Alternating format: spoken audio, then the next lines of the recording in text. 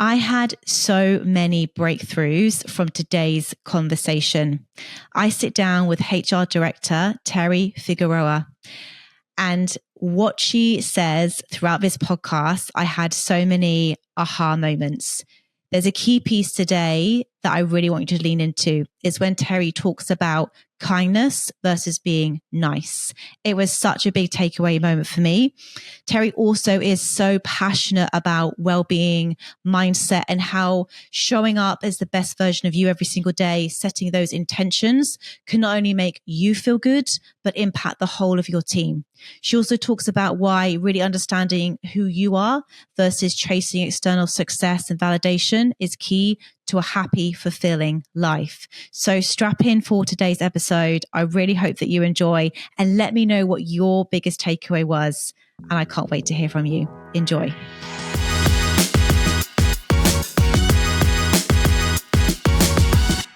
Terri, welcome to the Career Confidence Podcast today. I am honored to have you on. As I said before we hit record, your doses of positivity on my LinkedIn feed really do make me smile. And I think the world needs this now more than ever. So can you take me back to your early career journeys and potentially why you also found wellness, mindset, and all the mindfulness content that you speak about, and how that really changed your life and your career? So Terri, welcome to the podcast. Over to you. Thank you. Thank you so much, Georgie. It's great to be here. And thank you for your kind comments about my LinkedIn posts. It's something that I started not too long ago, and I'm really trying to make it a regular practice for myself. It really helps me set the intention for my day. And I'm really glad that my content's reaching people and resonating. So I'm getting some great feedback from it. So thank you so much. In terms of my journey, I'm in HR, people and culture. So I've been in that industry for over 15 years in quite a few industries. Worked at a beautiful winery, the symphony orchestra, not-for-profits, local government, banking, professional services, you name it. I've probably been working in that industry. So I've had the chance to work with so many people of different backgrounds. And I guess what I can see that what I was seeing in every industry was really that critical piece of workplace well-being. So for me, I was jumping around a lot. I was moving from industry to job to job. And I was thinking something was missing. What am I searching for? Why am I not happy in this role? Is it my boss? Is it my colleagues? Is it the work I'm doing? And I couldn't put my finger on it. So instead of trying to figure that out, I just applied for the next job and moved on again. And then my light bulb moment was doing the positive psychology and wellbeing diploma. And that's where I really learned that what I was doing was chasing happiness externally. I was looking here, there, and everywhere, and forgot to look inside, forgot to just slow down and look within myself. So learning some of those practices has been absolutely life-changing. And now, I know that I'm in control, and that's what's really empowering, to then think, if I'm not happy right now, ask myself why. What is it that I need to tweak or change for myself to find that happiness?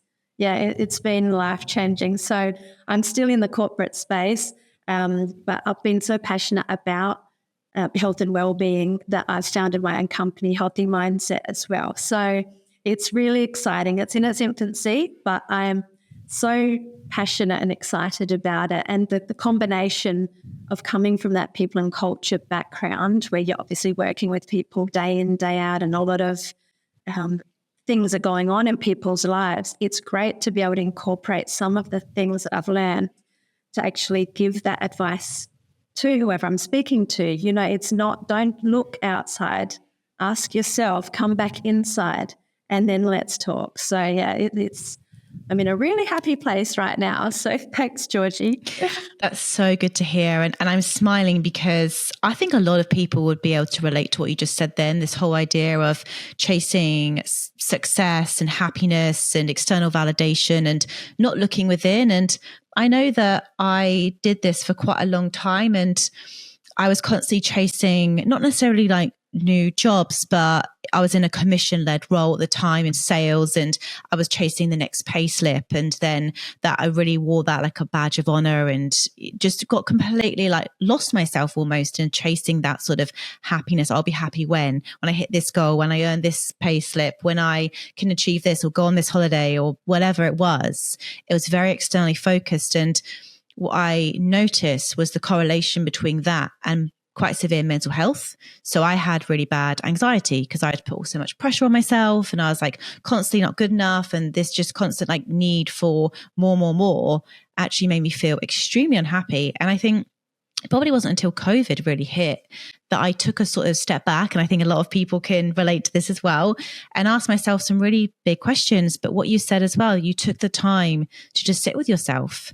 So people listening to this right now that are maybe stuck on the hamster wheel, they're chasing the new job, the new promotion, expecting to feel something when they get there. And maybe they're not. They feel empty. They don't feel fulfilled. They don't feel joy.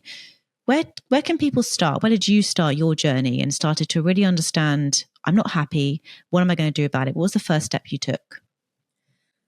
I think what I did was just slow life down. I was a go, go, go person. I was multitasking to the max. Anything I could do at the same time as doing something else, I thought that was a good thing. Even on my day off from work, I would write lists of things to do. Make sure I do all of these things. And I don't know if I was just, I don't know, somewhat afraid of just being with myself and with my thoughts and with my voice, and that person's never going to leave you. So you want to welcome them. You want to have, time for them and listen to what they have to say, because it was in those quiet moments where I was actually, the penny would drop, or I'd think, that's what I should be doing. So I think that's my one tip. I would just say to just slow life down. Don't worry too much about the future in terms of overthinking. And that's a big one for a lot of people. And there's a term, monkey brain, where it's just bouncing around all the time. And by incorporating some mindfulness, that's where you can sit in the present. And it's really, I'm really enjoying that pause, whether it's in conversations at work or we're just mindfully doing everything. So you're driving along and you're just noticing things more. You're noticing your surroundings like you're a tourist in your own city. It's really, you can get a different lens on things where you do just try and slow it down and not rush through life. It's not a race. You want to enjoy it. You absolutely do. And I know that I have also played the victim of that as well. Like life was just so fast, and I didn't stop to smell the roses. I didn't celebrate anything. I could have hit a milestone and I'll be like, I won't focus on that. Just keep going. And then you wake up one day and you go, I haven't actually stopped to appreciate how much growth I've gone on and where I am in my life. And but we all do it. And even now with the best intentions, I still find myself sometimes multitasking, taking on far too much. And I have to remind myself to slow down, because that's when I make a lot of mistakes. That's when things really, I guess the effort I'm putting in, I'm not getting what I want back, because it's too frantic. I'm not doing anything well. I'm spreading myself too thin. But I think that there's a lot of people out there, especially in the corporate world, that I hear this from all the time. Georgie, I'm feeling overwhelmed. I'm feeling burnt out. I'm maximized. I'm working 6-7 days a week just to try and do my job. So for those people that would sit and listen to this now and go, well, I can't slow down. My job is so demanding. Would you have any advice for those types of people? Should they learn to delegate? Should they learn to sort of, speak up a bit more?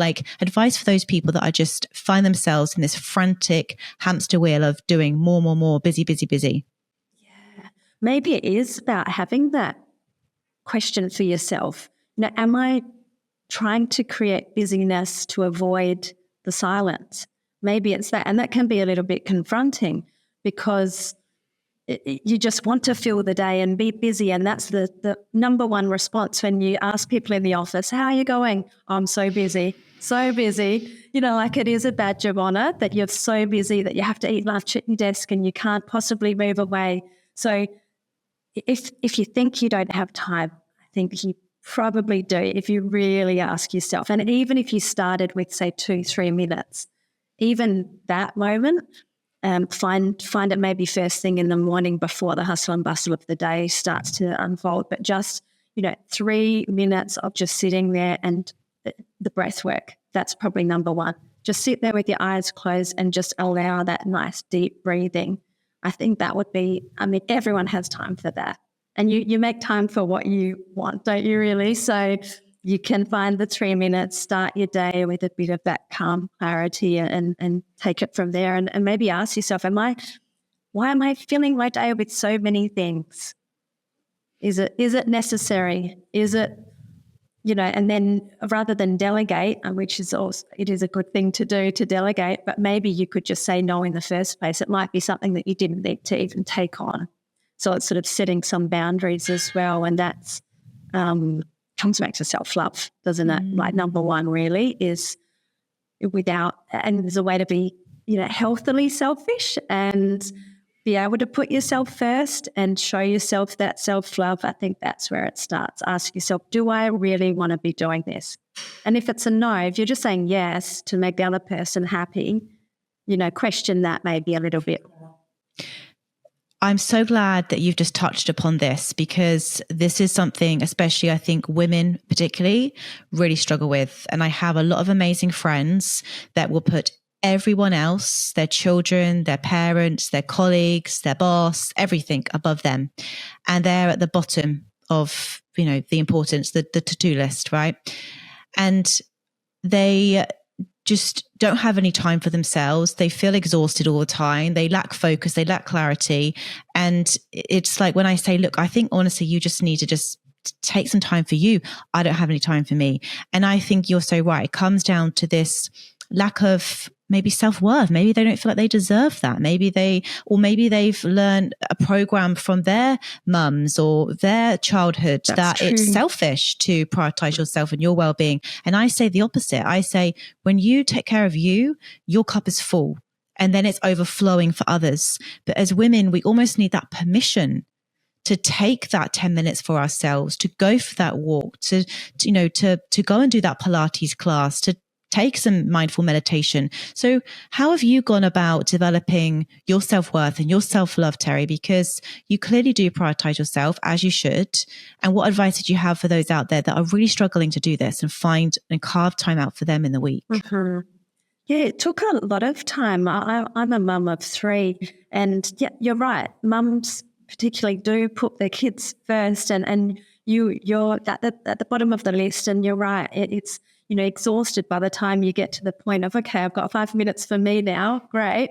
So flipping that script a little bit and going, hang on a minute, let's do something that's going to fill me up, that's going to light me up for the day and make me happy. And it flows on, because you then have a different sort of energy going about you. You've got that to give. So yeah, you're absolutely right. Filling your cup, and then you've got more to give. So I think for me, it was a little bit of a guilt. What are people going to think of me if I do that instead of that?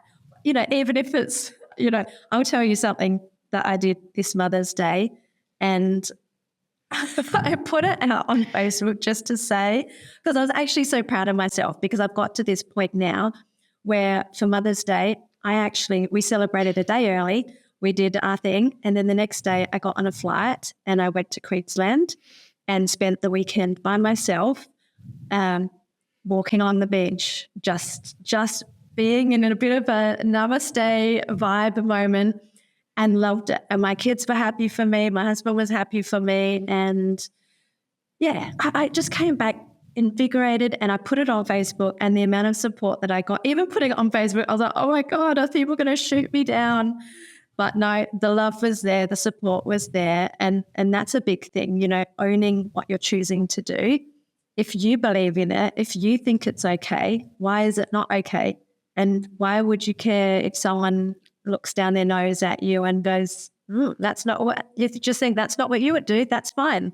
This is my life and this is what I want to do. So, it's not about, getting the elbows out and making sure you're at the front and you're doing everything all the time for you, but it is about making sure you're prioritizing yourself at some point every day, I think.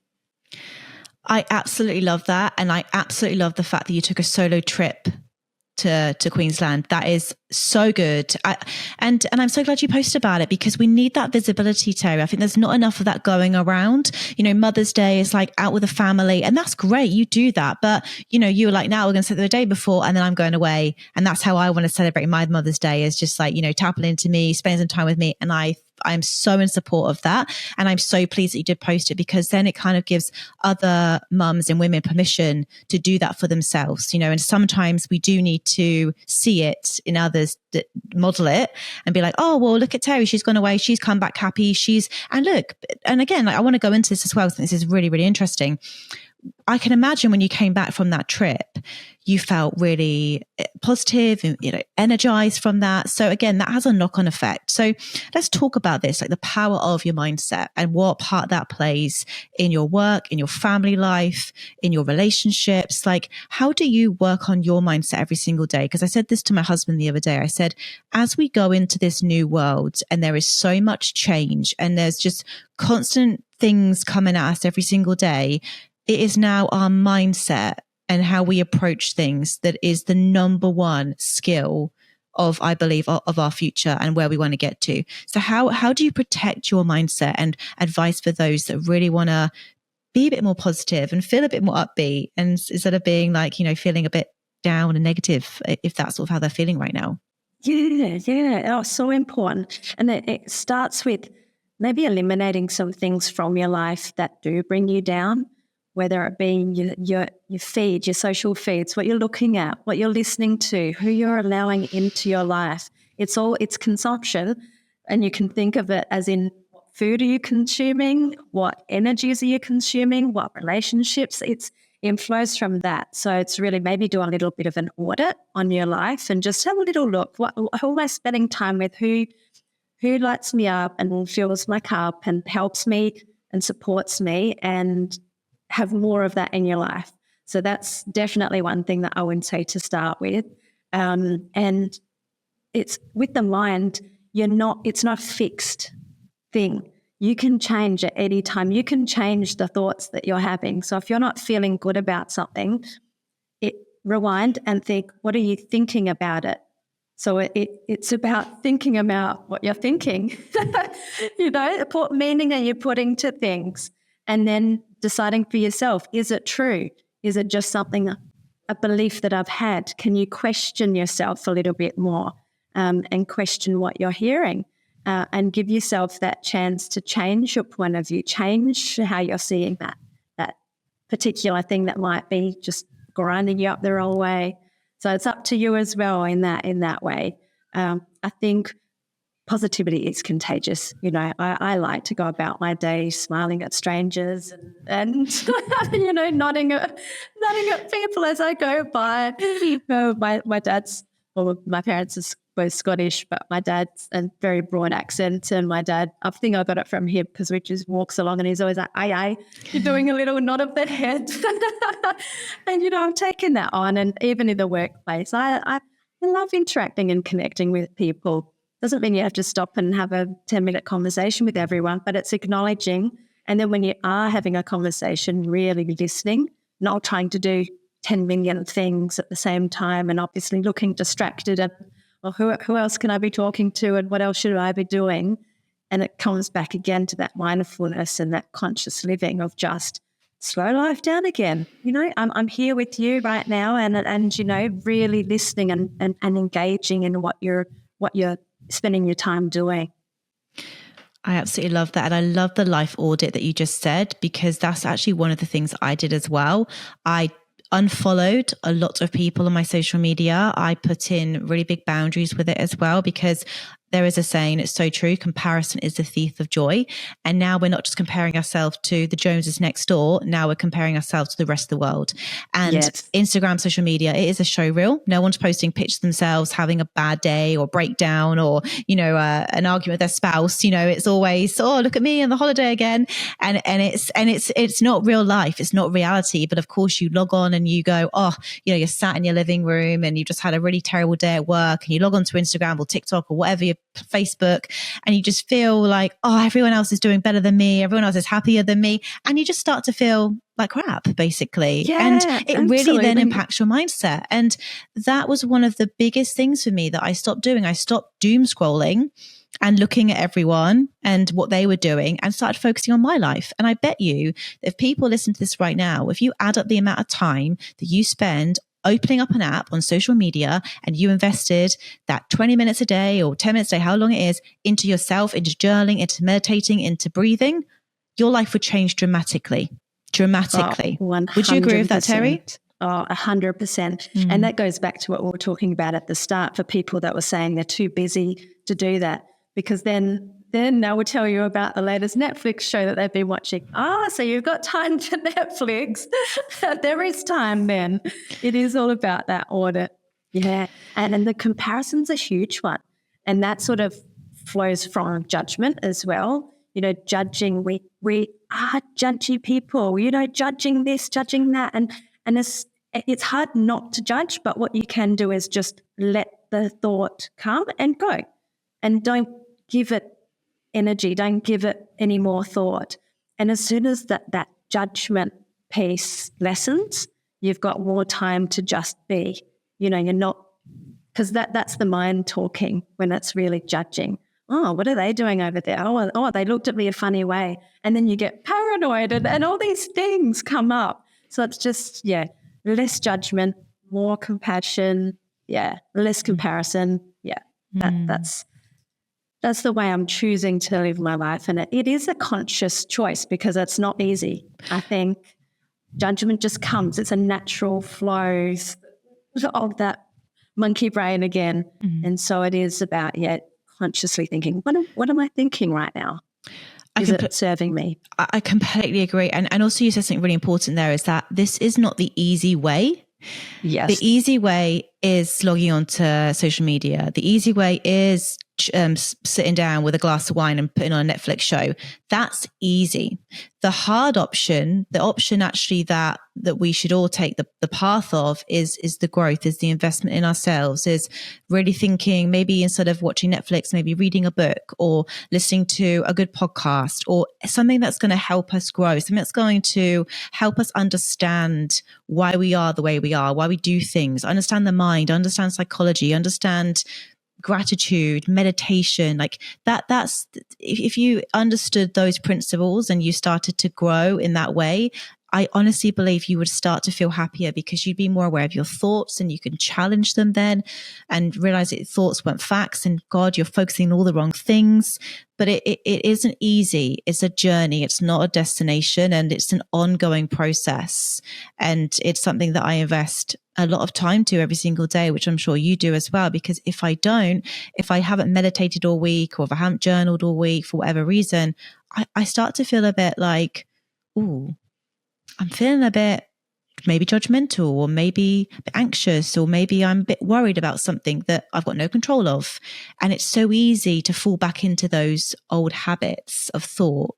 And that's why it's got to be a conscious effort and practice every day, but it becomes enjoyable. You want to do it. Like that's the other thing as well. Yes. It's like, yes, it's kind of hard in the beginning, but when you start to make it a habit and you start to feel good and more positive and more joy, and you start to notice things in your life to be grateful for, it becomes almost effortless. So that's what I also want to say as well, is stick with it, because then the joy and the positivity comes easier to you if you keep doing it. Absolutely. Yeah. You've hit the nail on the head. It's not easy. And you want to go into it just not thinking that it's going to be a quick fix and you're going to go from feeling not happy to happy just because, that's what you've decided. But that's the start. Decide that you want to be happy and then plan your day around that. fuel your things, your day with good. Actually look for the good in the day. It's everywhere. You can look around and appreciate the smallest things, the small things through the big things. There's always something that you can be grateful for and happy about. And even the things that you could see one day as a setback. Can you reframe it? Is it an opportunity for growth? Is it an obstacle that's just there for a challenge for you to jump over and beat that? So it's you can incorporate those setbacks and challenges as well in your day and still find something good in it. It's not about walking through life, I think, with this smile on your face thinking, I'm happy. It's finding genuine happiness by knowing that you can. I think there's a saying around, and this too shall pass. I love that when I'm having a bad day or just something, and it's not even a bad day, I should reframe that. It's a bad moment. You have that moment and then you can move on. You don't have to write off the whole day as now it's going to be a bad day because of, whatever's happened. So just this too shall pass and know that it may last a day or two, but it will pass, and keep on going, because the next day the sun comes out. You sort of, the analogy of the weather, don't you? It's not going to rain and be stormy forever. The sun will come out. You've just got to have that resilience to keep pushing through. Absolutely. And resilience is such a key trait, which I'm getting asked for a lot when I'm sort of hiring for people. Adaptability, resilience, these are definitely skills that are going to be in the future. But I heard a really interesting quote the other day. It's like, is my business or career growing, or am I growing? And I think that was so, I heard and I thought, oh, that's really powerful. So it's like, sometimes when your business or your career is doing really well, maybe you're not growing because there's maybe not as much struggle, or you're not learning as much, but things are starting to sort of go like that, like go upwards. But then sometimes when things feel like they're stagnating, that's when you need to grow. So it's like either you're growing or your career and business are growing. They don't often come as a pair. And I think sometimes, we put in the growth in ourselves, which then elevates our career, our business. And then we go back to, okay, now I've got to learn again. Now I've got to grow again. So I've got to grow, because otherwise my career, my business is going to stagnate. And it's that constant growth opportunity that we've got to go on. So it's almost like a ladder. You grow, you learn, you grow. It's constant, right, isn't it? So yes, I love being this. okay with being bad to start with.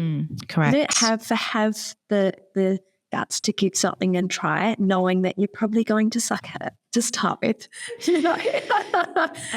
But you're backing yourself, and that's where the self-confidence comes in, because you think, hey, so what? What if I fail?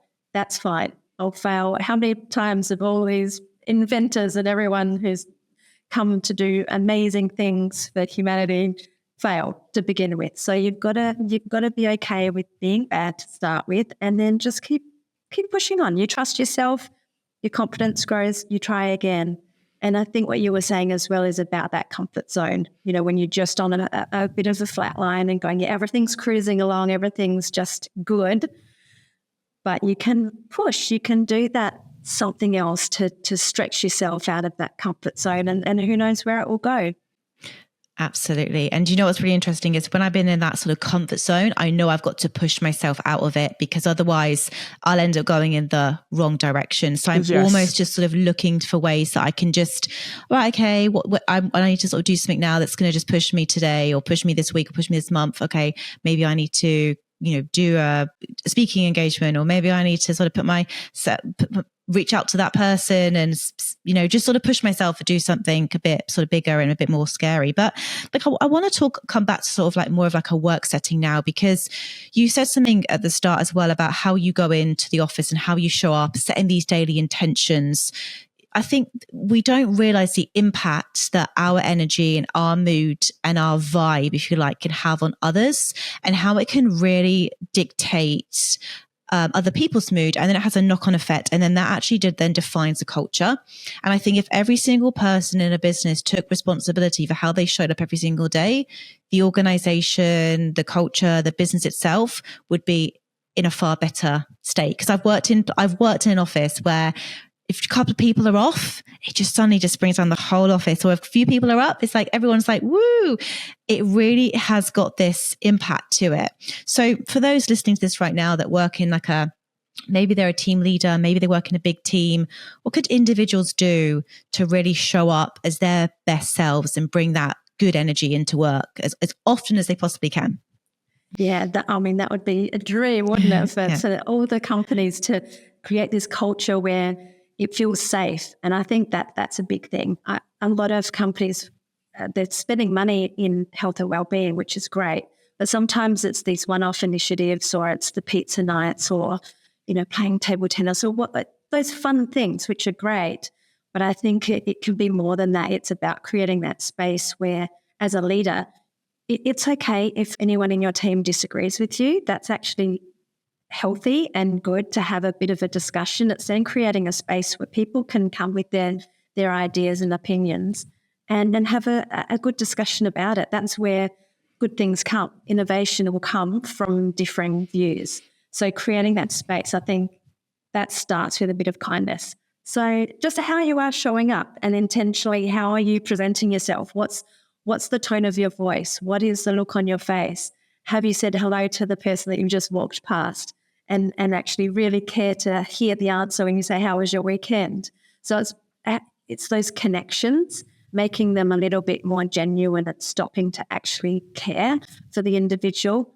And kindness is a big thing. That's the random acts of kindness. I think that's a beautiful concept, and the ripple effect goes on and on and on. You never know, that person that tells their whole family what happened to them that day, they get another little boost of dopamine. They then want to go and help someone else. It's such a nice ripple, and it can be as simple as taking someone's dirty cup to the kitchen if you're going there anyway, or just the simple things.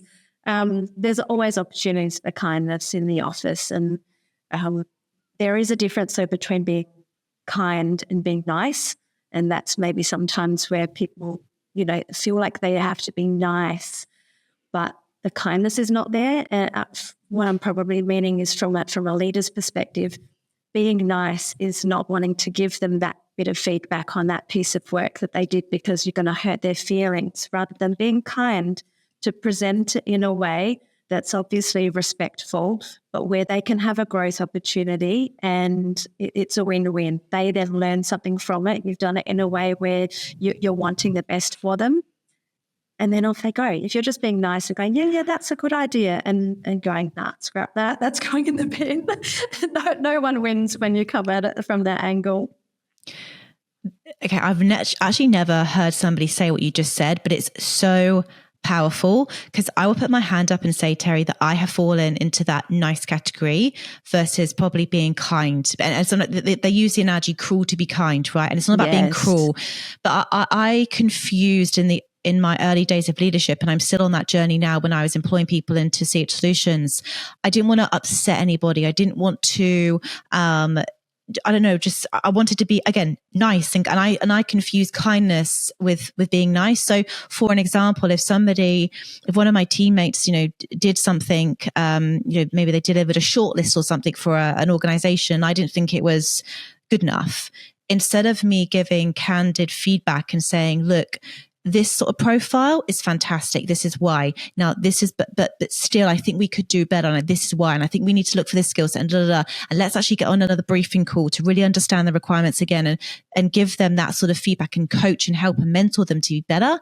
Instead, I just thought, I don't want to upset their feelings, so I'm not going to send that shortlist. I'll do it myself. And I did so that true. To start with, and it cost me so greatly, and it ended up me then, when I had to then do something that was, I had to sort of step in, I'd then sort of gone, then all of a sudden it came out of nowhere for them. They're like, oh, well, I thought I was doing a good job because, this is new to me, and I stunted their growth. And I just wasn't being kind. I was just, because I was trying to be too nice. And yes. I think a lot of leaders that might, especially new to leadership, you might have just struck a chord with them, what you just said. So how, as leaders or anyone that's in a management position or looking up, mentoring anybody, how can we do this better? Because I feel like so many people struggle with this. Like, they want to be nice, but it's not about being nice. It's about being that whole thing of cruel to be kind. What's some advice around how we can be that?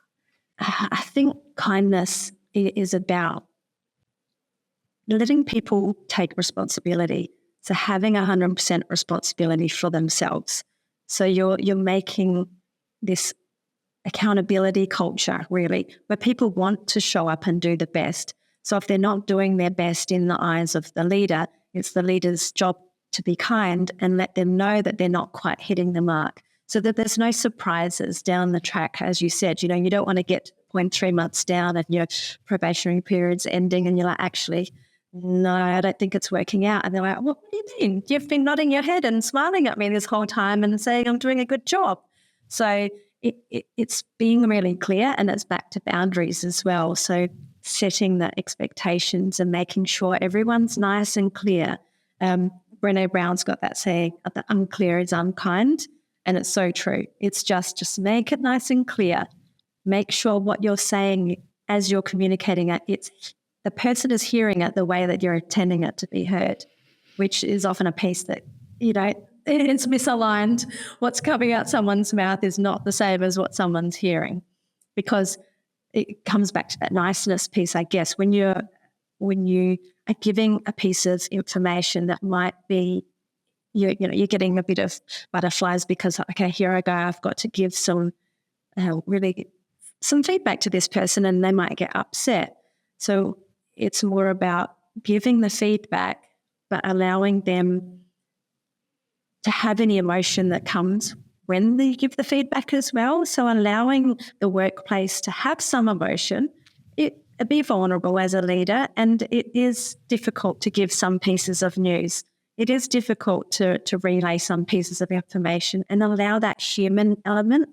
We're not robots, so it's not about just reading your script and getting through that piece of feedback. It's doing it with a kindness, that it's clear, and allowing some dialogue to make sure the person's really understood what's being said. That's really, really powerful. I think a lot of people takes a lot from that. I know I will, because it's something that I've struggled with, and I've realized that you're so right. That's not being kind. It's actually holding people back. And eventually then, if you do need to let them go, they don't understand why. They've not learned anything. They're not grown, and they'll keep on making the same mistakes until someone actually steps in and says, look, this is where you need this. These are your gaps. This is the skills you need to work on. That's so, so powerful. So we're doing people a disservice by trying to be nice over being kind. I think that's just so, so powerful. So going back to like the whole sort of like how you're showing up and setting intentions and everything like that. I think as the world evolves, and it is going at such a pace, and there's so much noise and everything coming at us every single day, in your sort of wellness toolkit, what's been like the one thing that if someone was to say they really wanted to start working on the mindset, they really wanted to find more space, more joy, more happiness in their day to day, what would be the one sort of key thing that you would suggest somebody start doing on a regular basis to help them improve their mindset and show up as their best self? Well, that's tricky to put my finger on one thing, because I actually do think it's a combination of so many things, but give it a go. And I think I'll probably go back to the self piece, and just to give yourself that time to have reflection. If you don't want to do it at the start of the day for intention, do it at the end of the day for reflection. And you can sort of remember the different conversations that you've had in the day. And, okay, am I happy with who I was in that moment? And it's not an opportunity for you to then get down on yourself if you weren't the best that you could have been in that moment. It's like, okay, I can learn from that. And tomorrow I can show up as something slightly different when I'm having my next interaction with that person. So again, it's finishing off the day in a way where you're really, getting to know yourself a bit better. It's sort of like imagining that you're meeting yourself for the first time and going, do I like that person? Would I want to hang out with that person? And if not, what could I do differently? Who do I want to be? Who would I want to be around? What kind of person? So it's a little bit of reflection at the end of the day, making little tweaks, but also not going hard on yourself. We are human. We make mistakes. It's about that self-love and self-compassion, and knowing that tomorrow is another day and this too shall pass. It's so powerful, isn't it? Because honestly, not every day is going to be good. Not every day is going to be a good day. And sometimes you have to sit in the fire And you have to just feel whatever you're feeling and acknowledge those feelings. Because I think the worst thing you can do is just push down those feelings, and eventually they will boil up. And I think we're taught that anger is a bad emotion, but they're all emotions. They all have their place. It's just we don't want to be sitting with those sort of more lower vibrational emotions for long, because it starts to drag us down. But you're allowed to feel whatever you're feeling. If someone's upset you, you're allowed to be upset, but don't marinate in it. I think that's the key piece, isn't it? It's like people are still replaying things that happened to them 10 years ago. And I'm like, come on, it's time to move on now. That's now holding you back. You are literally living in a past version of yourself. You need to let that go. You need to forgive and move on, because you are holding yourself back from living a happy life by reliving that moment over and over and over again. And I see so many people doing it. I'm like, are you still holding on to that disagreement a week ago? God, like, let it go. What are you doing? Exactly. It's like drinking the poison and hoping the other person's going to die. Exactly. It doesn't work like that. Let it go. Yeah, let it go. A nice way to if you've had a particularly bad day and you want to just write it down to get it out of your head so you can sleep well that night, scribble it all down. What did you feel? What did they do? What did you do? Get it out, scrunch it up, maybe even light it on fire, chuck it into the fire pit, and it's gone. Try and release it. Try and get it out of the mind, and mindfulness. That's when that helps as well. Back to the breathing, back to the moment, back to the now. And you're not, like you said, marinating in past issues or worrying about the future or the next time you're going to see that person. It's just sit in the moment now. Sit in it. Breathe. Breathe. And again, hard to do, like, because that person might have really hurt you. Oh, for sure. And you might not, I don't want to forgive them, but you, like you said, it's like drinking the poison, hoping the other person's going to die. At some point you need to let them go, because they are ruling your life. And do you want to live your life like that? Because I know I don't. I want to be free of that person, wish them well on their way, but that person does not have a place in my life, and they're not going to bring me down. But again, I think we hold on to too much, and I think we pick that up and we pick that up and we pick that up, and we don't put anything down, and we're just constantly accumulating all of these little like micro traumas and moments and things that are happening day to day, week to week, month to month, and it impacts our mood, it impacts our personality, and then that becomes our personal reality. And that's why you get these people say, it always happens to me. And you go, well, maybe, maybe you're sort of attracting it a little bit. Like maybe, because you're constantly looking for it. It's so fascinating to me. But look, I do believe mindset is just such a powerful thing. And I wish that more people would invest into their mindset, because honestly, investing into myself and my own growth and my mindset has completely changed my life. And your business founder, you're the founder obviously of Healthy Mindset. So talk to me a little bit about sort of that sort of piece now. You sort of doing one-on-one coaching, like, and also I'd love to know, like, what does a healthy mindset really look like in your personal opinion? Because I think like if we can define this, that could be really interesting for people as well. Yeah, I think a healthy mindset is really creating that calm clarity where you are willing to back yourself. You know that you may make mistakes, but you have the resilience. You can get back on the horse. You can keep on going, because life is going to be full of ups and downs. So it's creating that mindset where it's not the end of the world if something, didn't go exactly to plan. So it's about that bounce back factor, really. And what I do with Healthy Mindset, I do one-on-one coaching. So I have Wellness from Within, which is a 6-week program, and it really starts to look inside. It does a lot of on the self-acceptance, self-love, and learning to be healthily selfish and not feeling bad about that. And so there's quite a bit of a piece around that, and it's really looking for balance in all the domains of our life. A lot of times people really focus on the career, and they let maybe their hobbies go or let their health go. So it's working through having a nice holistic approach to your life and all the domains. And something exciting that I'm working on now that I'm still putting some finishing touches on is Mindfully You. And that's what I'm hopefully going to roll out into the corporate world. So it's 8 sessions, and it's a combination of education and meditation. So it's really learning maybe a bit of the theory behind mindfulness, and then finishing each session with either breath work or an actual meditation. So I'm really excited about that. And if anyone's interested in wanting to know more, then please reach out. I'd love to connect on LinkedIn, and I'd love to hear your mindfulness journey as well. I'm by no means an expert. I love this space so much, and I love learning from people. So I'm very happy to connect if you would like to.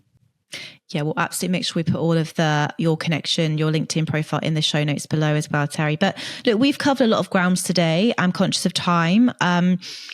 Is there anything that we haven't discussed that you think I want to leave your listeners with this piece of advice or this story, or anything that you think, I just want to leave people with this one little thing to take away from today's episode? We have covered a lot, which has been fabulous. It's been a great chat. Thank you again. It's just a simple line of, if it's going to be, it's up to me.